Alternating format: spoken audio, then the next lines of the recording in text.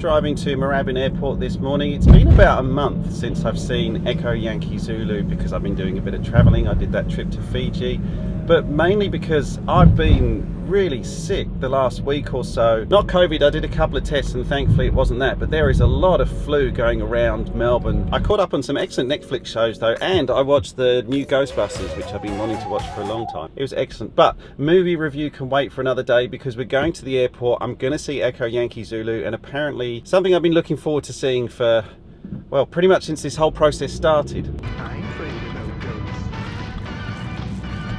Just before we go in and see Echo Yankee Zulu, as I make a wrong turn, there is one other update here at Moorabbin Airport. Things are a little bit different from when I was here last time about a month ago. See, normally I'd turn right down there where that car's coming from, but there's been a bit of a change at the airport. Very nice. See, Blue Demon, the people who look after my aircraft, have gone and got themselves a fancy new hangar.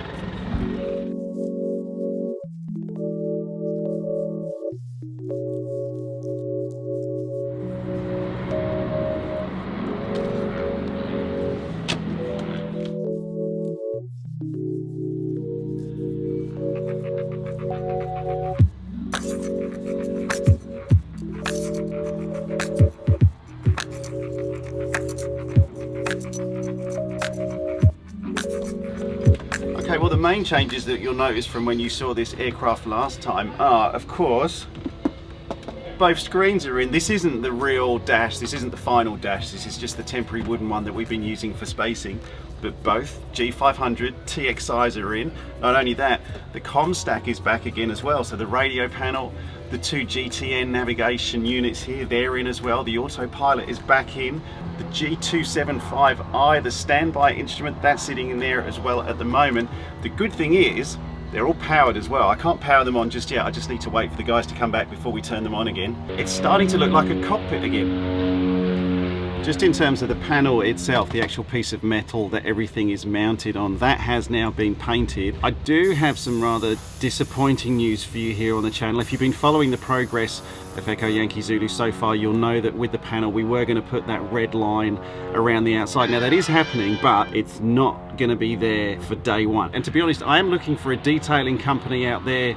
You know, the types of guys who work on like car detailing, painting the exteriors of vehicles, that sort of thing. If anyone out there is watching and you can do the very thin painting of the line around the outside on metal of the dash, I'd really appreciate some help. So in the meantime, we've decided to leave that for the minute and just focus on getting the panel, basically just focus on getting the plane flying again. Once it's been flying and we've tested all the avionics, then we'll bring it back down into the hangar again, take the panel out, and then I'll get the detail put around the outside. So Batmobile Red Stripe is coming.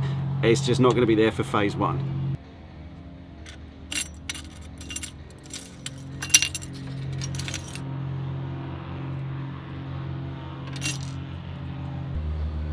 Now, one big bit of work that has been completed is the wiring that runs along the wing here that goes to these items, which you can just see hanging out down here. There's two outside air temperature probes and two magnetometers. All that wiring that has to run through the wing, from what I've heard, is one of the fiddliest jobs that had to be done in this whole process, but that's finally been done. So there's wiring that's running along the wing now.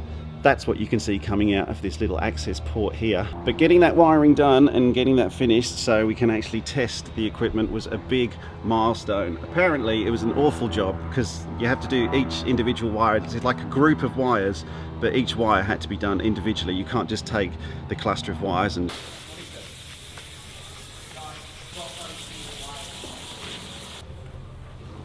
so this is the panel where the standby instrument is going to go into the aircraft. Whilst I was down here at the hangar, I just thought I would help out and get it ready for, it's going to be painted in a second, so we're just getting the surface ready.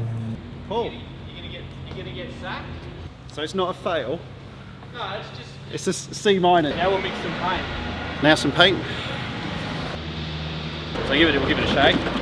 So we're going to do 2 to 1 and then thin to consistency. Giving it a good mix. So then we'll chuck about 25 mil in. Nozzle angle. Yeah. Paint feed and air feed. Nozzle, paint feed, air. So when you paint, you're going to release. Pull the trigger. You're going to keep it nice and square, and then you're going to just run off at the same distance off the job. So you're going to go Lovely. No longer than that. Perfect. You're a natural. So now you're just going to pretend this is your part. Yep. I want you to just run down it. Yep, beautiful. Do that. Yep. A little bit further away. A little bit further away. Yep. Keep going. So one more coat should do it. One more coat. Thanks, Paul.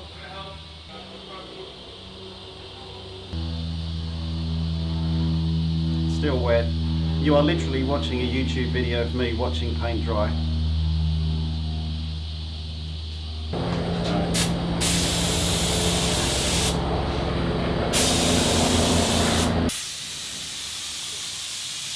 That does look better.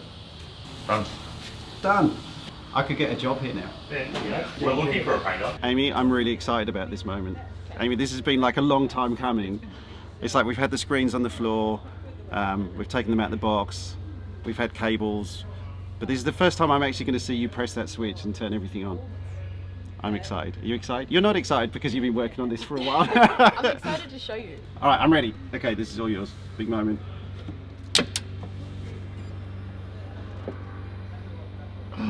Lights are coming on. I see Garmin logos. That is a lot of Garmin logos, actually. You get a lot of Garmin gear. Wow. Oh, amazing. Okay, you can take them off. Take them off? Yep. They're clear, aren't they? They're good, quite high resolution, actually, those screens.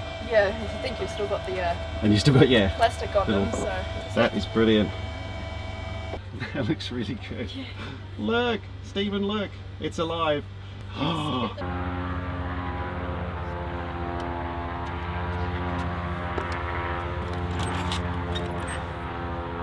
Now, of course, I'm not allowed to drive this. Actually, I don't think they really want me to sit in this either.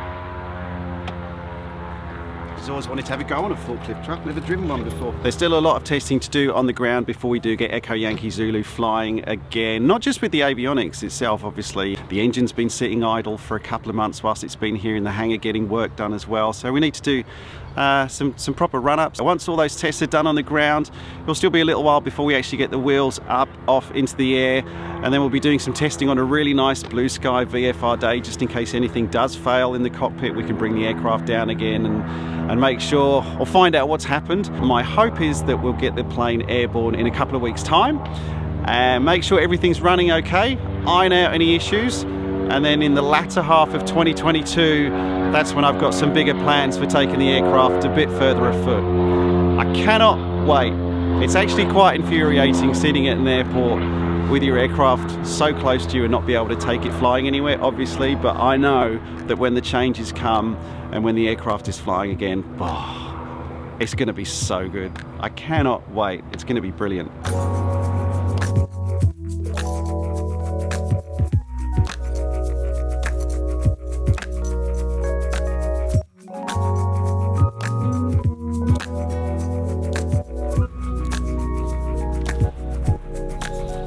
Stephen, I'm assuming you won't let me drive that forklift truck, even if it would make a really good YouTube sequence. No.